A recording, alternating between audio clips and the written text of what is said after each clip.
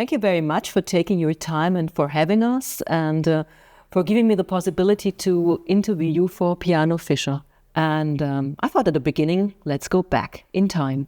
Do you remember the first moment you touched the piano and what it felt like? All my family were church people. My grandmother was a founding member of the AME church. My mother also in church, and all family, and myself also.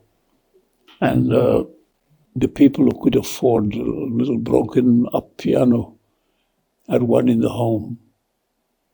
So the street where we lived, we had the only piano in that area. And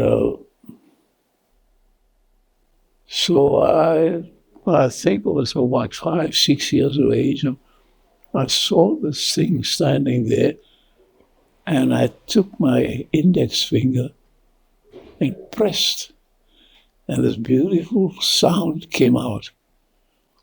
I was 6 years of age. I played with one finger. Now at 90, I managed to play with all 10 fingers. But it takes a minute to understand the process of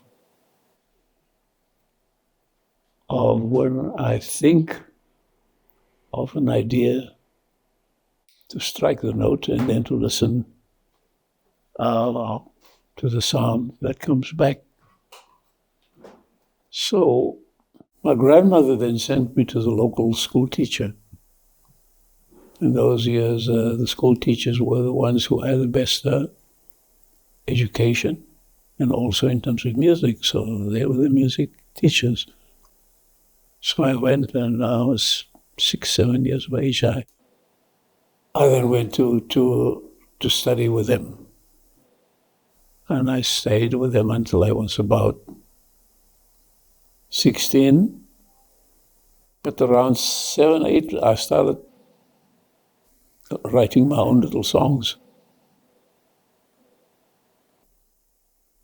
So after I finished with the school teachers, I just branched out on my own.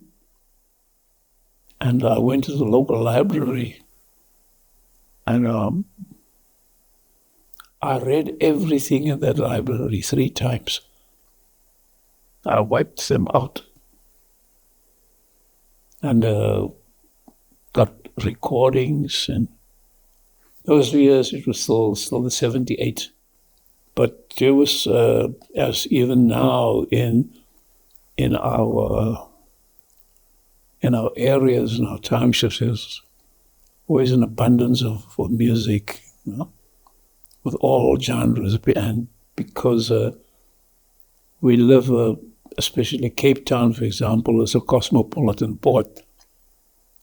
So the people that I grew up were African, Indian, Chinese, American. And that had a big influence on our dynamic of how to play the music or the content. Yeah. You just said you went through the whole library, but was the piano always your passion? Or was there a time when you wanted to quit playing it? It was not just piano, it was like all instruments. Actually, the first instrument for us is the voice. You sing in choirs, you sing in social gatherings, you sing in religious circles, you sing in the carnivals. So the first voice, your first instrument is actually the voice. And when you get to the instrument, you then interpret what you have experienced. So mostly the piano was used in churches and also in dance bands. I think I was probably the first one who, in our family, who decided that the piano for me had more creative possibilities. Was it your grandmother who saw the talent in you? My grandmother. Yeah. She played mainly church music, right? Yeah, none of them could read music. they actually also in the choirs that we sang, the people use solfege, which is also an excellent way to learn music. Instead of starting by reading notes, solfege, because then you can actually hear it. And so in the years now, those of us who are what we call improvisers, it's very important that we can sing the line that we play. So that was a good schooling. Your music is a mixture of different styles, just like Cape Town. Cape Town is a melting pot of different cultures. Did Cape Town influence your music in any way? Yeah, basically, because it's an international seaport. Even today, it's a stopover for people from maritime dynamic ships that are coming in on a daily basis from all parts of the world. But Cape Town itself, we had this global maritime dynamic, but inland we had also the different nations. So Cape Town also became a major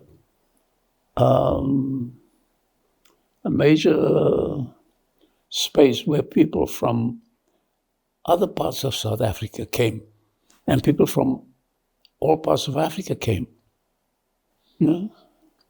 Some of the illustrious African leaders said that's that led the events to free themselves from the colonial era. They actually studied and lived in Cape Town. Jazz was always a symbol of resilience, and you wrote the Freedom Concert for Mandela. Is music a political statement for you? We often wonder about this idea that we are jazz musicians. We never called ourselves jazz musicians. To say it's a derogatory term. Why? Well, there's music from Germany, there's German music. There's music from Italy, Italian music. So why is our music called jazz? we never called ourselves. So this genre of music that we play is the highest developed form of musical expression in the history of the planet.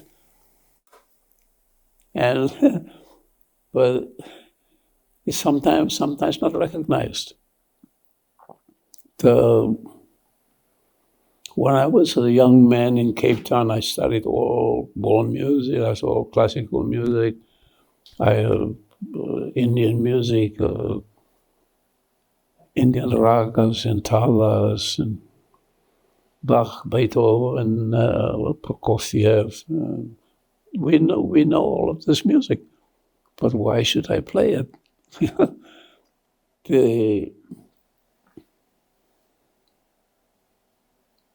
With all this classical music, I know the formula, because they all have formula. So once I know the formula, it's not necessary for me to repeat it. I can learn some aspects of it. But the most important part of this dynamic is the music. It's got nothing to do with music. Music, our illustrious poet Rumi said, there is only one sound. Everything else is echo. So we tend to equate ourselves with our nationality and the color of our skin. And so when the settlers came to Africa, and especially that part of the world of South Africa, they told us that we are black, but there are no black people in Africa. If somebody's in Ghana, I know people in Sepedi, it's Sesotho, different nations, but we didn't call ourselves black. This isn't good. So what people like Mandela and our teachers, these unsung teachers, we call them bush teachers, they prefer to remain anonymous. People don't know about them, but we know them. We study with them. So they explained to us what this was about. It had nothing to do with black and white. It had to do with our human dynamic. And so the expression of the music, when I composed a song, I wrote a song about my mother.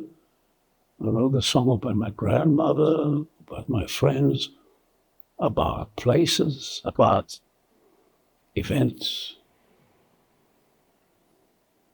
When I was in high school, my English teacher told me something which I still use. He said, when you write about what you know best.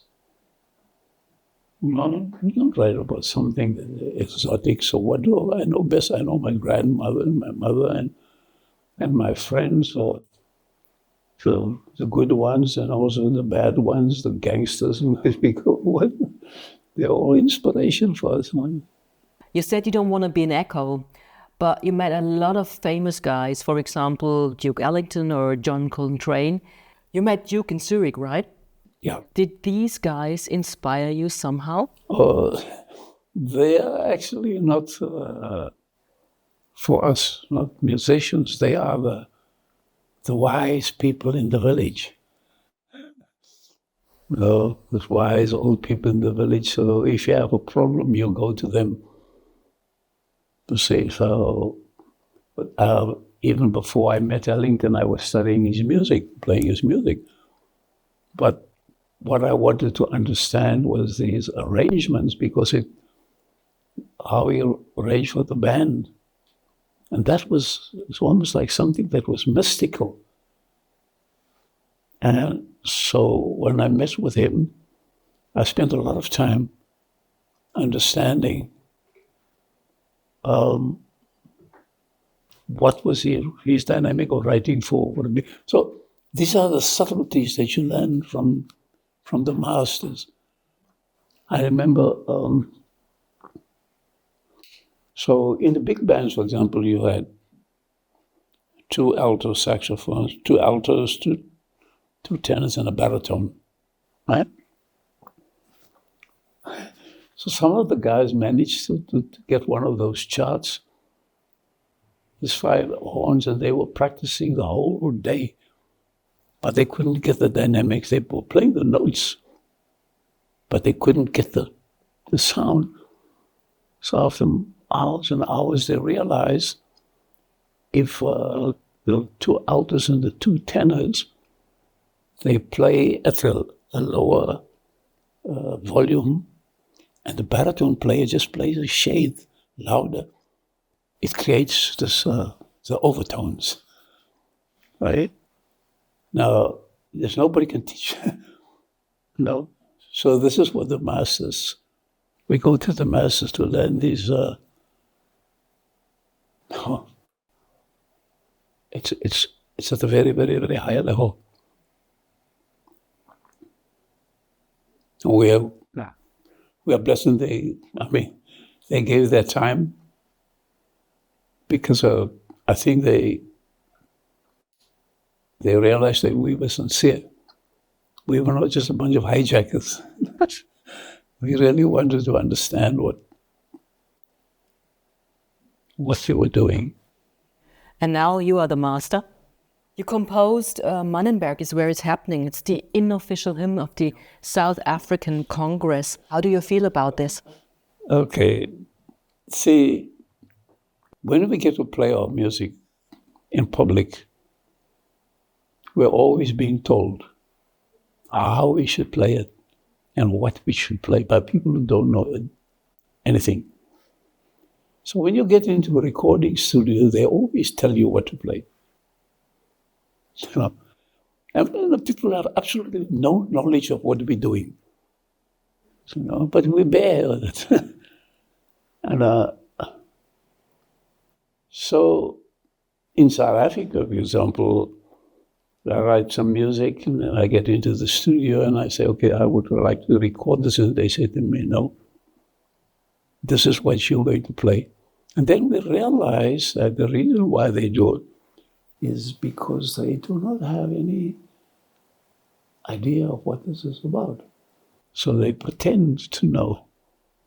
But the problem is that we never get to play what we want to play or record. So the young people started revolting against the system. And specifically this idea that they were, in the schools, they were teaching all the subjects were being taught in Afrikaans. This is not our language. So, and then there was a whole, these horror events that they perpetrated on the people. And the young people took to the streets. And of course, before that, people had our history of resistance. Now, for hundreds of years. So this is what is called the Soweto uprising. You know, after the massacre in Sharpeville. So there's a little record company in Johannesburg, and they say to us, okay, we would like to record you. And we go to Cape Town, and the place is up in flames. Young people are being shot down, my family members, and people imprisoned, and it's brutal. So we were in the studio, and I had some young musicians. And at that time they were playing American pop music. And I explained to them, I said, but why don't you check out tradition? Because our tradition is much more complex than what you're playing. But this is the whole game, you see, is to make you believe that what you have inherently is derogatory. It's not your standard. This is the game that is being played. But, okay, let me just give you one example. I started wondering, why is it that in India there are so many young people who are into high-tech? Why in Japan, young people in high-tech? Is it because of the culture? It's complex. If you look at our alphabet, you know, where the Western alphabet has 26 letters. If you go to Japan, basically, if you first go to school, you have about 1,000, 2,000 characters. So, if you listen to our music, it's very, very complex. I took some of my American musicians to South Africa. They all have master's degrees from Berkeley. So I took them into the bush, and I had about 20 families, traditional families, to come and perform. My musicians, you know, they, even up to the day that you talk about, they were completely blown away, because my drummer was saying about that 80-year-old lady, what is that rhythm that she's dancing? Is it 9? Is it 7? I say, it's complex. Okay? But because it's so natural, people don't even think about it. Anyway, so now we're in the studio, in Cape Town, and the place is up in flames. People are being shot down there. And so I composed about 5 other songs that we're going to record. So we started and we recorded 2 of the songs, and then there was a break. And then I was recording on a grand piano. Then I saw this little piano, an upright piano in the corner, because that's what we had in the homes. It was an upright piano. So what they used to do, they put you press the key, and then the hammer hits against the string like this. So they put drawing pins on what you call them, on tacks. You put them on the thing. So when it strikes, it has this metallic sound. So I went over to the piano, and so how we play the music, I don't say to the piano, I'm going to play you. I say to the instrument, what you got? Tell me something. And I touch it, said, da da da da da da. And a bridge thump, da da da da. So I called in the musicians, and I said, yeah, I've got something, but it was a break. This is not what I had prepared. So they picked up, and we recorded one take, 17 minutes. And so we went back into the studio, and we said, okay, let's go back to what we're recording. But then we realized that something had happened. Something had happened at that moment. And we asked the engineer, and he was smart. He recorded it. He recorded the whole talk and conversation that we had. It was a full 17 minutes. And when we listened to the playback, we realized what had happened. We had really played what we wanted to play. And it was synonymous with what was happening on the street. We were expressing that our family and friends were being shot down and imprisoned. And so the saxophone player, Basil, was from Manenburg. But this was one of the townships that they created with the group areas, when they throw our people out of the areas that they were living, and they throw them in these horror places.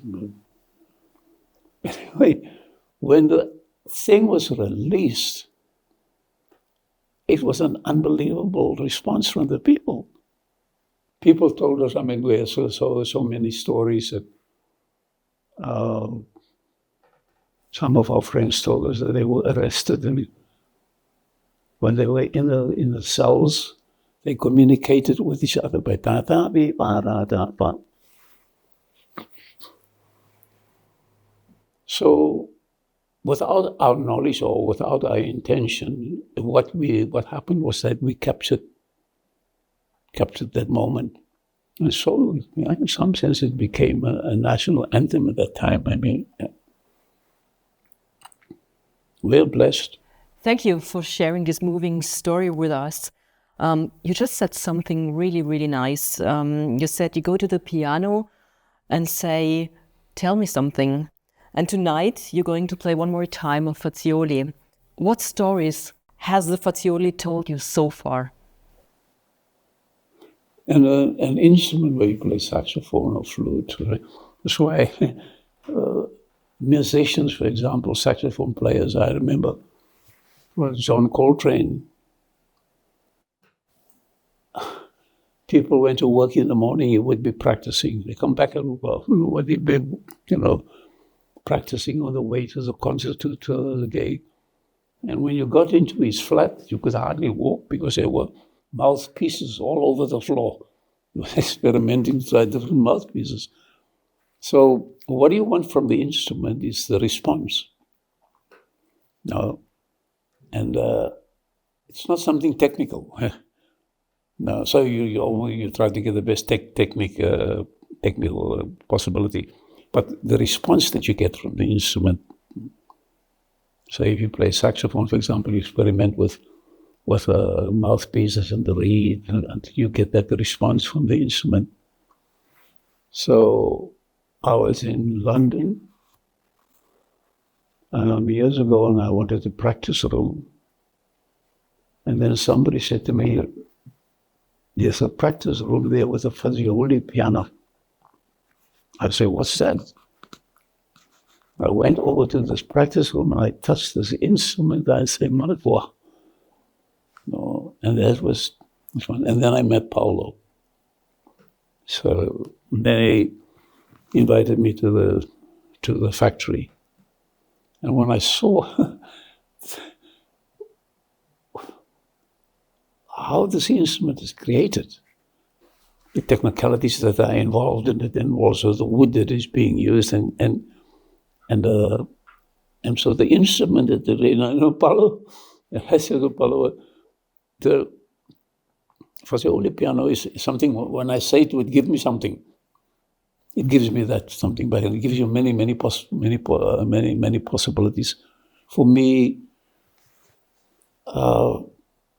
As opposed to other piano, and of course because of the pedals. I think many pianists don't use the pedals, but for me there's so much possibility that so many colors that you can create, right? And so it's just it's the most beautiful instrument that I've ever touched. Yeah.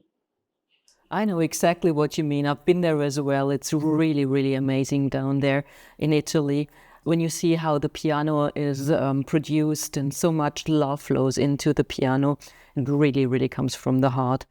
Speaking about that, you lived in many cities of the world. How come you live now in the Chiemgau? Okay, I played this concert in Cape Town at the National Art Gallery. Friday, Saturday, Sunday, solo piano. And so the Sunday afternoon, I play, and then I see in the doorway, there's an apparition. I have such a beautiful apparition. And then I sent my emissary.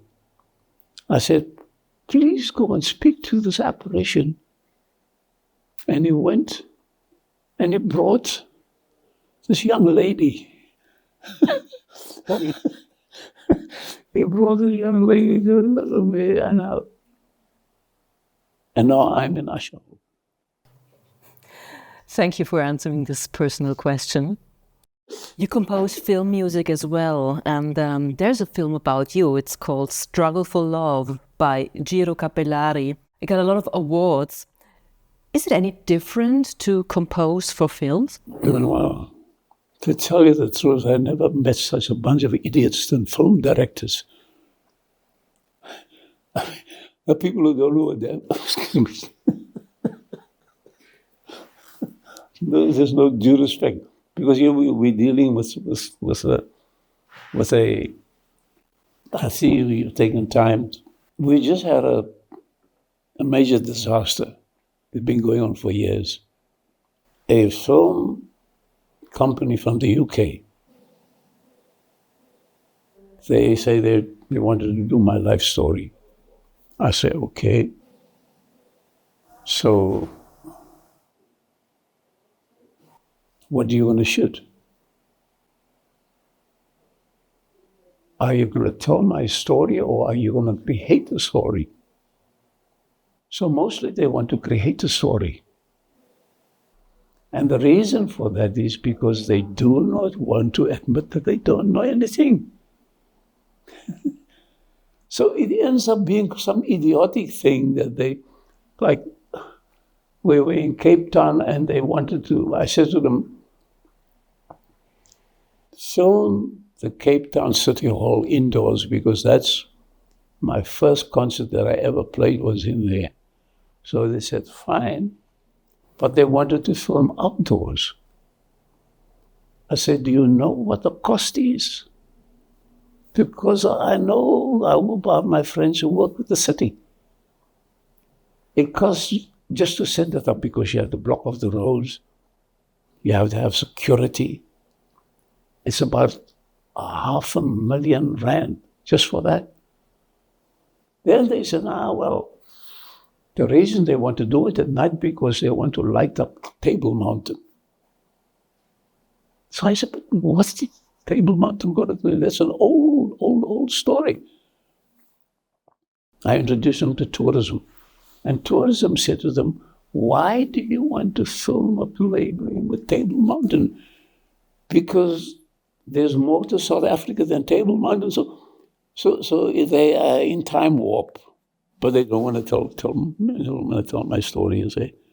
So in the end, the film didn't happen. So now we're busy trying to get somebody to do the film. But okay, the best dynamic that I had was with Legende, the French filmmaker. The two films that I did for us. I said to her, okay, you have these characters. So I'm going to assign an instrument, one of my musicians, for a character. Right? And because the sound and the approach that this musician has, it empathizes with the character. And then I write the composition for that character and the instrument. And so I think it's a good idea because then you really have some kind of a working relationship, instead of creating one. So we're still considering in fact, in a way, right now we're trying. Because we have our friends in South Africa that we're working on. Because how shall I say it? Our narrative, the African narrative, is massive. But mostly you find that it has not been accepted because of these years of colonialism, and I'm being told that we are. See, we gave the world mathematics, we gave the world science, we gave the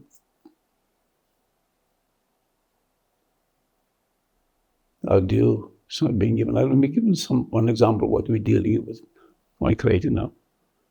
So some years ago, I bought a farm in the Northern Cape, in Kalahari. They're busy now at the area of the farm to create one of the world's largest solar projects with battery power. They're busy laying it right now. Okay. So it is also the location of my grandfather and my grandmother's people, the so-called Bushman people. Okay. Now that narrative of the people, there has always been given like derogatory, and we've been trying to tell the world of this knowledge, but this whole that. Okay, let me give you a simple example. We had one of our most illustrious thinkers, Baba Credo Mutua. Marina met him before he died. And he was such an incredible, if we want to know something, we go to the elders. And the elder will sit you down and tell you. So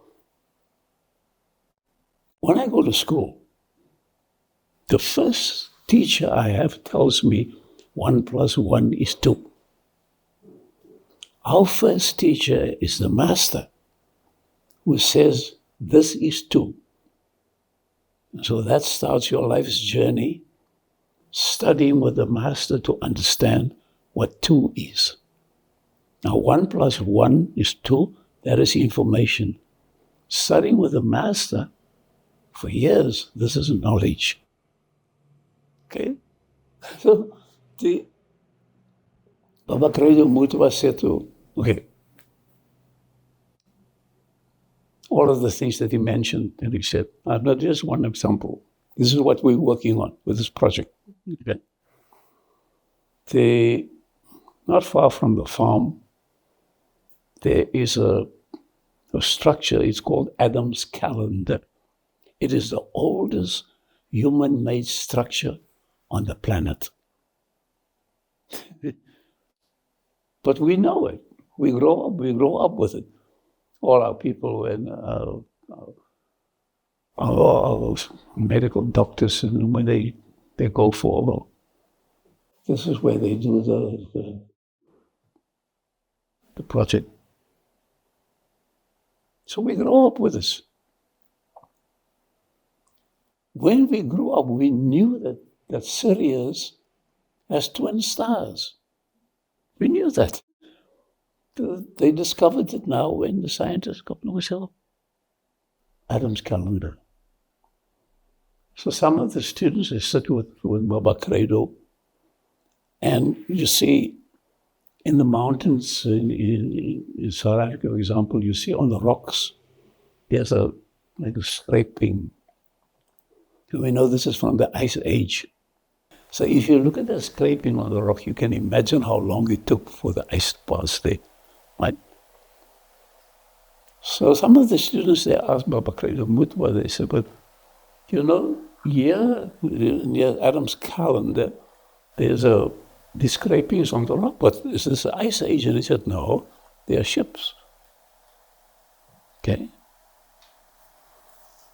So what we're studying now, I have some of my young people doing the research. The Nile River is the only river on the planet that runs from south to north. Adam's calendar and that ships going from South Africa all the way up to Egypt is older than the pyramids. But this is how we grow. We know this information, right? So when we look at this film or what we're going to create is to tell this narrative. Well, we still got a lot to learn. This is ancient knowledge which has to be shared with the rest of the world. Well, this is what our teachers explain to us. This has got nothing to do with black or white or African. This is our common humanity. And we are in denial. My great-grandfather was in a war. He told us about the war. My grandfather was in a war. He told us about the war. My father was in a war. I was in a war. My children are in a war. Children's children are going to be in a war. For what? And we said, well, good. Listen to this narrative that we're telling you. It's got nothing to do about Africa. It's got to do with our humanity. Right? This little presentation that we can do and play some music is trying to see what is our common humanity. Thank you very much for this interview. You're welcome. Hey, arigato.